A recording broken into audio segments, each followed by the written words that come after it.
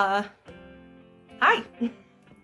Something that a lot of artists, if not all artists on the internet, get asked is, what supplies do you use? What paints do you use? What pencil? What markers?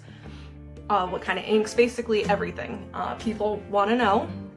A fun thing about myself is I use really cheap products. That is the one thing that seems to surprise everybody when they ask and I answer. I guess because I've been told that a lot of my paintings are very bright and vibrant and the colors really pop. I guess a preconceived notion that a lot of people have when they're just starting out with art, and I've actually heard professional artists say this kind of thing, is that the brand you use and the quality of paints you use and things like that really make or break the piece, and in some cases that's true. I have noticed some products and supplies work way better than others depending on what you're trying to do, but overall in my experience, cheap things work really well for me. Basically, I haven't been doing watercolor for too long. I only started less than 3 years ago. Before that, I used primarily colored pencils and it was terrible. I was not one of those amazing people that you see that can do these amazing works of art with colored pencils. I follow a lot of those artists on Instagram and it just blows me away. I've never been able to do that. That's not me. Watercolor just ended up working out really well for me. I had tried it a couple times in the past and hated it, but it was one of those I just really needed to practice and kind of learn more about it.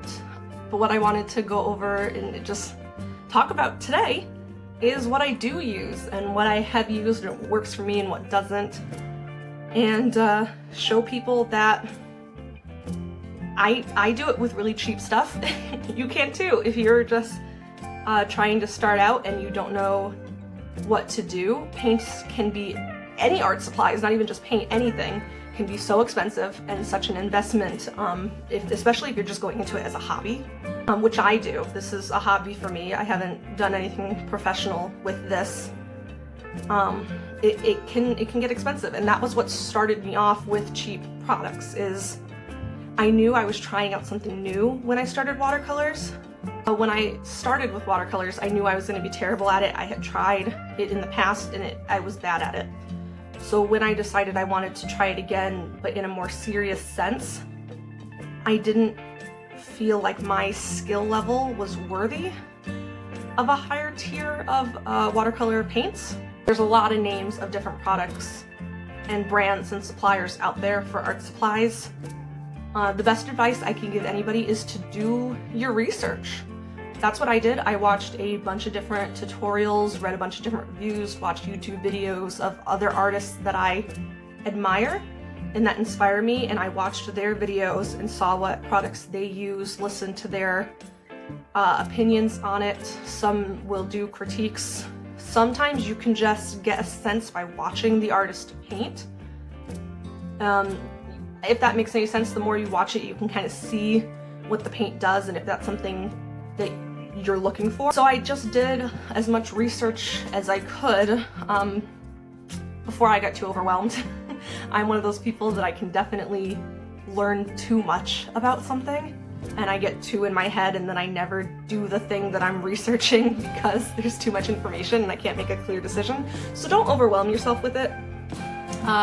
Just kind of learn what you can and see what clicks with you and see what sounds good.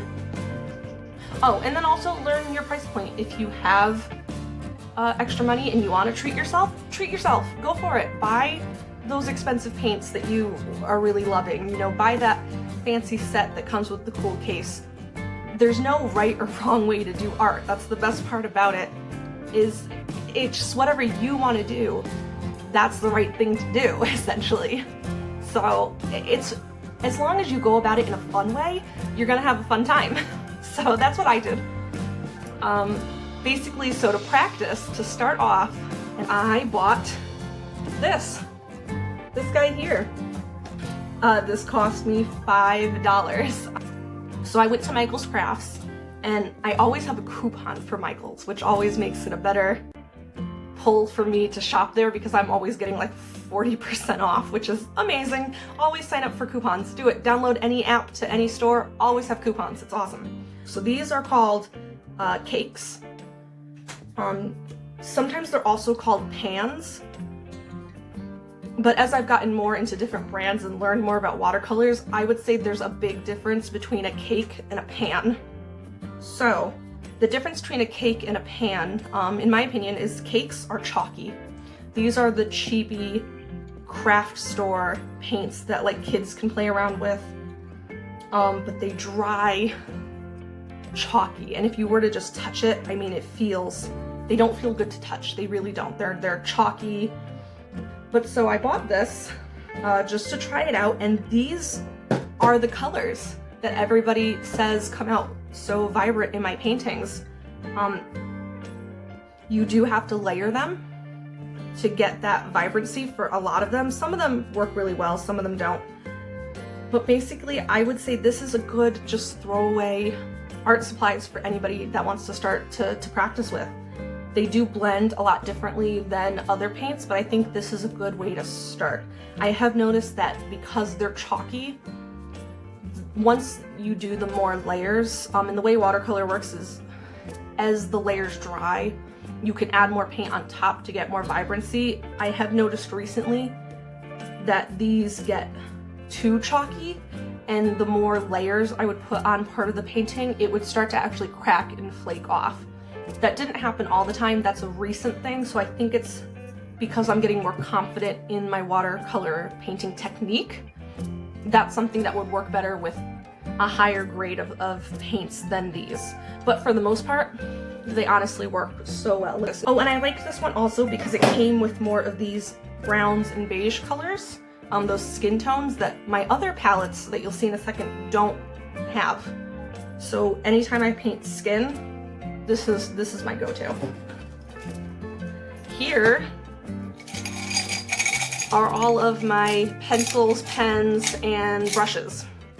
I am a brush hoarder. I'm a brush hoarder. It really is just a thing. Because I'm still learning what brushes work for me, and some brushes react differently with different paints and different tier level of paint, I'm constantly buying new brushes and finding out new ways to use them. So I never get rid of brushes. There are some brushes in here that I absolutely hate, but I won't get rid of because I can always find something to use them for. And I'm sure you'll hear at some point from some artist somewhere to never buy the pack of brushes that come with colorful ends, because that means that these are for children. I like stuff that's for children apparently, because it's easy, it's the fundamentals. There's a reason that they make these art products for kids so that they can get a hang of it. And why not start there? There's nothing wrong with being childlike in your approach to art. I think that's the best way to do it. So these are not for professionals. I'm pretty sure this one specifically is Crayola, but it works.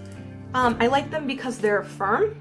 These are actually acrylic brushes, so they're not made to pick up water. They don't soak up water, but you can really get those good lines. And sometimes, for me specifically, the watercolor brushes that I have been using, I only use synthetic. The ones I tried that were made, this is gonna sound awful, but some watercolor brushes are made with animal hair, like squirrel tail and stuff. I tried one once, and it was a cheapy one, so I don't even think it was actually squirrel. I think it was just marketed that way, but I think it was a synthetic anyways. It was so loosey-goosey that the moment you put water on the brush, it just flopped. I think that one I might have thrown out. But I have some in here that still do that same thing, that you have no control over them. They just, oh, this right here. The moment it gets wet, it just, oh, there was dust in it. You have no control over it. And it was so frustrating to paint that way because the brush doesn't listen to what you want to do. You can't control where the paint is going. And if you have a flowy and freeform style that works really well with watercolors and any kind of paint, to be honest, This could work for you, but for me, I like to still know where my color and my paint is going. So this didn't work for me for that. But the reason I haven't gotten rid of these brushes is because they're really good with doing a wash on the background. So I do use a lot of salt and that salt pattern technique on my background. This is really good for pushing around the color and the water when you want that kind of random spread abstract look. So I always keep all the brushes because I can always find some way to make them work. And my philosophy for a lot of things is it's better to have and then not need rather than need and not have, if that makes sense. I try to not do that with everything, but for paintbrushes, it's so far it's worked pretty well. Other things in here are my microns. This is something that a lot of artists use. It is good for watercolor artists, especially because they are, for the most part, waterproof. I use these after I'm done painting, so I haven't specifically tested that yet, but I've seen other artists use them. And so you can put this down as your line art if you like dark lines to follow, and then paint on top of these, and they don't smudge. So that's good. I like them because I know they're not gonna run even if the paint is still a little wet. These are just, and they're relatively inexpensive. Everything that I am gonna show you today, I did buy at Michael's with my coupons. So everything, well, almost everything. There is one paint pan that I bought on Amazon. But so everything here is relatively cheap and affordable. I can link the stuff that I bought below in the description if you want to see the price point of everything. And I think you'll be surprised. I'm sure it's more than I think it is once it's all stacked up, but this is over a couple of years worth of purchasing things. So when you buy them little at a time, it's really not expensive at all. It's pretty affordable. So here are those. The pack I bought come in with 3 sizes in a pack. And it's basically your teeny tiny for those fine line details, and in between that I pretty much use for everything. Because that's your standard pen size is what I would call it. And then you have your big fat one, which I like to use for like black hair wispies. These ones I have are all in black, but they do come in other colors. I just haven't bought those. I haven't needed them yet. White gel pen. This actually, I don't like this gel pen. It's not my favorite, but it's the only one I have left. My favorite just ran out of ink. This one's almost out. But I love gel pens. Gel pens are great for detailing. They pop a little bit, and I always like a white pen because that's how you really get those little details that you wouldn't notice, but once you put them on a painting, it really makes a difference, honestly. So a white gel pen is a go-to for me. I always have to have it for everything. So that I would consider an essential. I also have this silver gel pen. It's the same brand as the white one, but for whatever reason, this one is amazing. This one is not so amazing.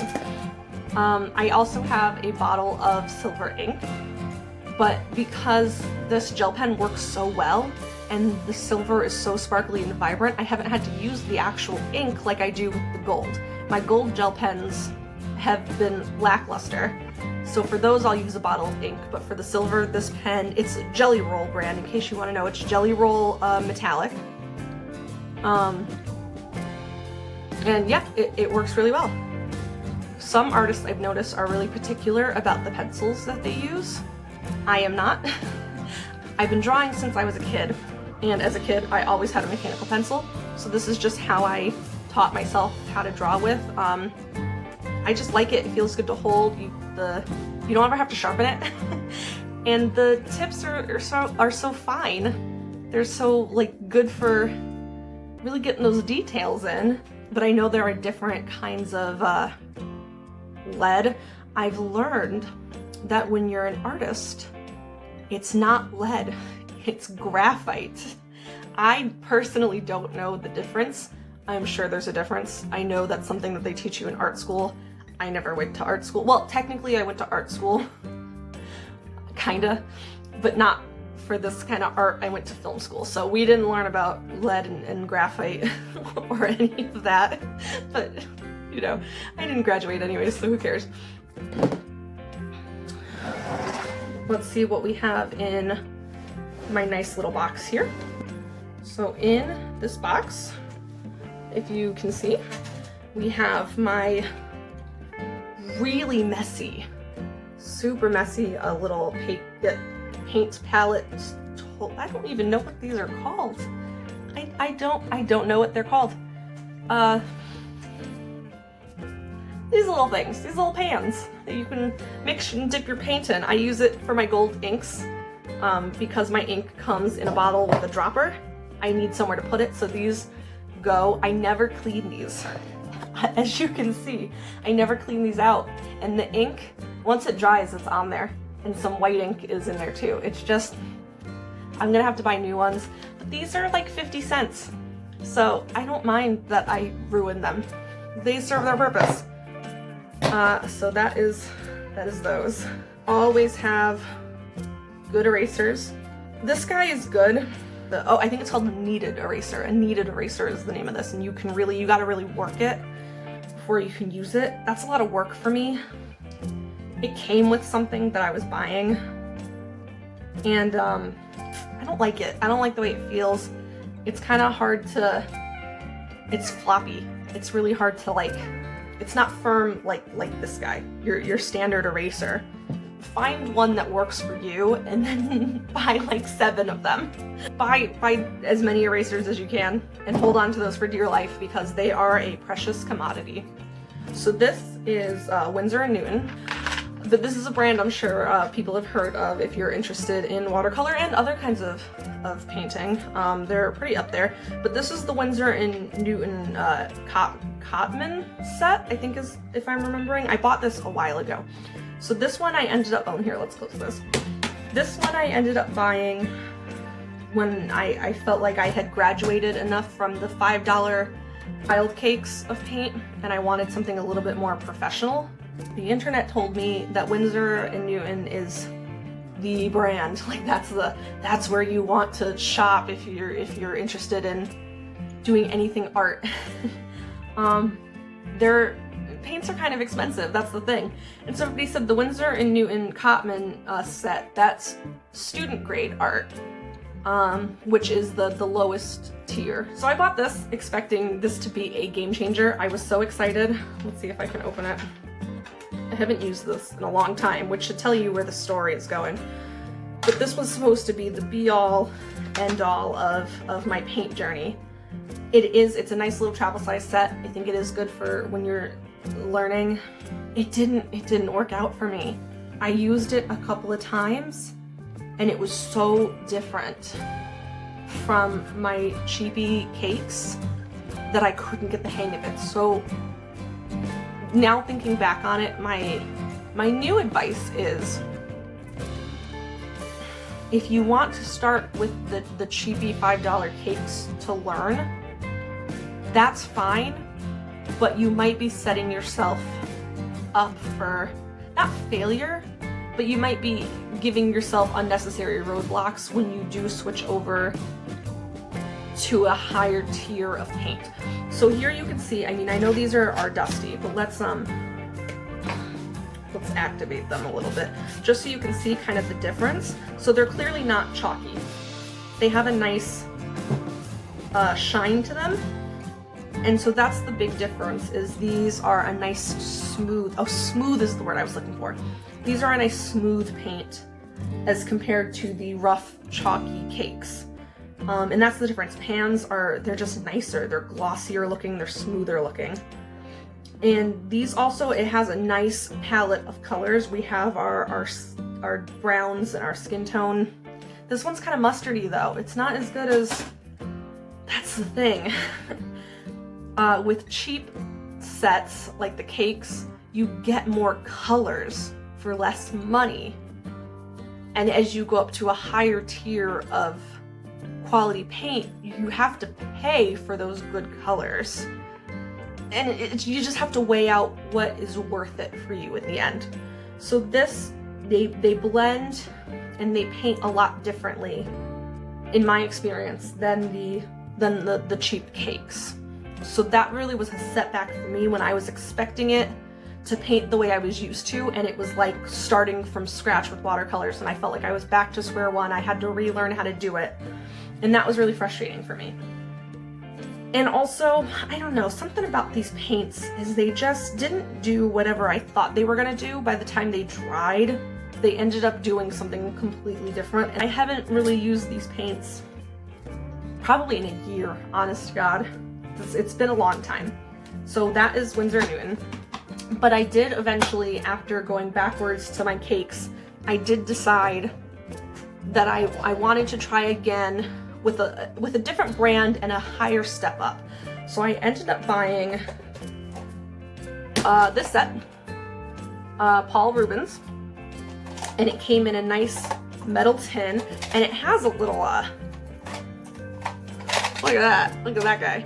It has a little ring so you can carry this around. And so I treated myself to this. You see how messy everything is? I'm a very messy painter. These I absolutely love.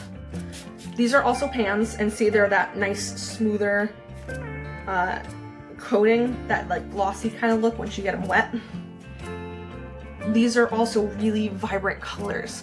So what I personally have been recommending to people is skip the Winsor & Newton. I hear it's the Cotman, if I'm even saying that right, Cotman. I have to look it up, but whatever is the lowest tier Winsor & Newton, and I've heard this from other people too, it's not worth it.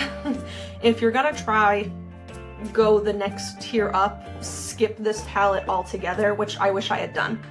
But I got it with a coupon, as always. So it wasn't too much of a setback, but it was disappointing to spend money on something that really didn't help me on my art journey. So this palette I would absolutely recommend.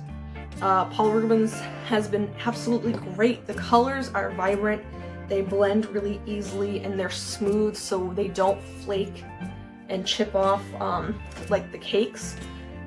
The only thing I've noticed about this, and it could be the paper I use, is sometimes the edges will have a darker concentration of color. So if you're painting a circle, say, for example, the edge of the circle will be a lot darker. Like it outlines itself, is kind of what these paints do. And when I first started painting, that was terrible for me. Everything came out splotchy and streaky. But now that I've kind of learned that it's gonna do that, I've worked around it pretty much. So these are really good to practice with. This set, I want to say, was only $35. I got it on Amazon, and it was great. I would absolutely recommend this to anybody. So I would say these are the ones to start off with. If you want to practice, you can do the $5 pan, but if you want to skip the $5 cheapy ones, it depends on your price point. These are obviously $30 more. So these are a little bit more expensive. In the grand scheme of things, $35 is nothing when it comes to art supplies. But start with the $5, see if you like what watercolor does, and then buy the $35 set. I think it's a great investment. And these colors have been absolutely great. I love it. So those are my paints. For details, I use watercolor pencils.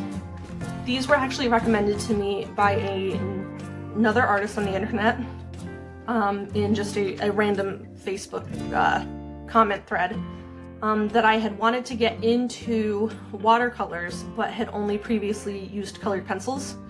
And they said, well, why don't you start off with watercolor pencils? So it's kind of an intermediary, and that kind of helped and kind of didn't. I was going at it like I would colored pencils, and that doesn't work for watercolors, but I've learned since then that these are great for detailing. So what you'll see me do in a lot of my time lapses is I will take a pencil and I'll do a lot of like lines in the hair and details in like the hair wispies and things like that. And then I lay it down with the pencil, or even you can go in for, I do some shading with these. So what I do is I do the detail with the pencil, and then I go in with a teeny tiny thin paintbrush like that. I get the tip wet, and then I just go over the pencil lines. Details, I don't know, I think it's not necessary, but it's something that I've learned I really like and works well for me. I just knocked over my whole mug of paintbrushes and pens and pencils.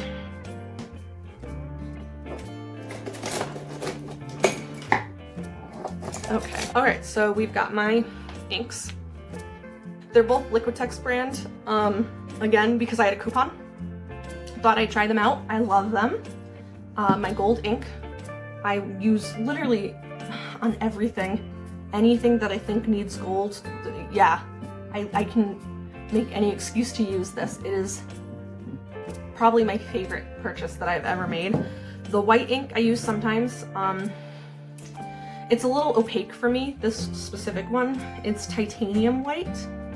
Salt. My salts. Here, so I use a lot of salt in my paints, or my paintings. The backgrounds always pretty much have salt in it. It gives that cool, what salt does to watercolors and inks also, when it's mixed in with the water, it's very fluid and absorbent. And so if you sprinkle salt in on the wet paint or wet ink, it will push the color away, and also the salt itself will soak up some of the color, so it makes these cool little patterns. And what I like about salt is you never know what pattern it's gonna do. It kind of just, it's fun, and that's how I get a lot of that galaxy look. So in this, and I just use like old tins and cases, like this used to have lotion in it. I don't know what this used to be, but they're just little tins that I can keep my salt in. This is just pink rock salt, Himalayan rock salts, kind of like those big salt lamps. This is what that stuff is made out of. I hear it works really well with paints. I haven't used it yet though. It's still sealed, but this one came with a grinder, so I can grind it and make different size salt chunks, because that makes a difference too. But I haven't played with this one yet. This tin here has regular fine table salt. So this is the stuff that you'll get out of a salt shaker. And it's very small, and it makes these tiny little like crystally patterns, but very tiny. This guy here is full of coarse sea salt. So this is what I use the most, and you can see there's some color in there. This doesn't work for table salt because table salt is so fine that once you sprinkle it, that's it. It dissolves in the water. But sea salt, sometimes it stays chunky. Most of the time it stays chunky, and you'll have to brush it off of your painting as it's drying, and you can reuse it. So some of the chunks I will just brush off the table and back in here, so that's why you get those colors. And I haven't noticed any color bleed from the salt. Like if it already has a color in it, I haven't noticed that it bleeds that color onto a new painting. It just kind of works exactly the same. Sketchbook, watercolor sketchbook. This is Canson. Most of the time I used to use, oh my gosh, this one is falling apart because I've used it so much. So this is a Canson mixed media book.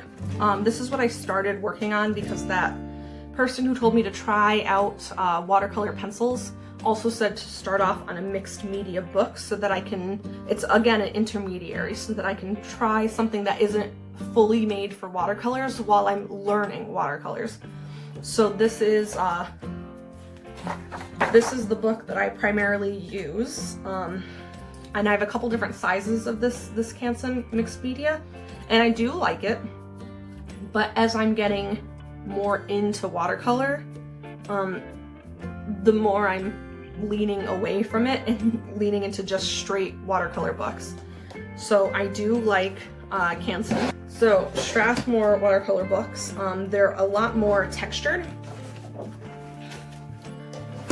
and they work better for one that salt technique. As you can see here, it worked a lot better on a Strathmore watercolor book. They just have a coarser, more absorbent feel to them, and I do like these. My problem between Canson and Strathmore is Canson books are more square and Strathmore books are more rectangular. And I am picky in the sense that I can only use a book that is spiral bound. I don't like the ones that are that glue edge. because then I feel like you can't flip it. You have to tear the pages out, and I don't like tearing the pages out. I like having the option to, but I usually don't. And all the spiral bounds for Strathmore are in this long rectangle style. I do have some neon gel pens. I didn't buy them, they were a gift, and I thought, oh, I'm never gonna use these. But basically it's a good range of colors and different opacities, and some are metallic and some are shiny and some are pastel. So it's a good set, and they're again good for detailing. Gel pens kind of just give that extra little pop sometimes. I think they're good to have, and gel pens are relatively cheap, so that's something you can buy to see if you like and play around with it and see what works. But that is pretty much it. I don't use anything that costs over $40, and so far it's worked for me. But that's my experience. Other artists will say otherwise. Maybe there are artists out there that look at my art and go, ugh, she uses cheap supplies, and you can really tell. I don't know if that's the case.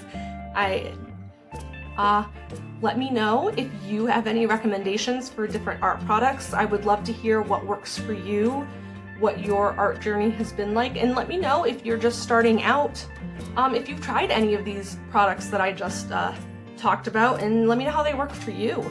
My favorite thing about being an artist on the internet is that it's a community, essentially, or at least for my experience it is. There are some snobby, not great people out there, but for the most part, it is a community. People are there to talk and learn and give advice and hype each other up, so it's always a good place to, you know, the knowledge is out there. People want to help other people.